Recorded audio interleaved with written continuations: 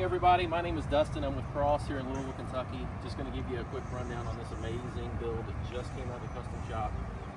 We decided to go with a 2025 Rubicon 392 Final Edition, finished in the new 41 color. We decided to go with a AEV 2-inch lift. The front has a TeraFlex 1-inch leveling kit just to give it a nice even stance.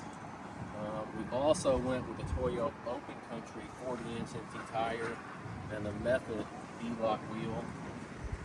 You'll notice that we have the Evo Fender flares front and back, along with the Quake LED fender lights to give plenty of clearance for that big 40-inch tire.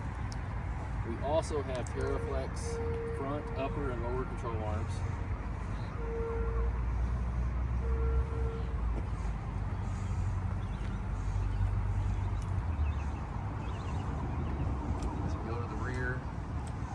See, same setup. There is also the TeraFlex Alpha spare tire reinforcement bracket.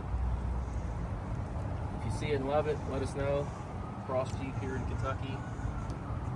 Check us out. Subscribe at Cross Jeep. Thanks everybody.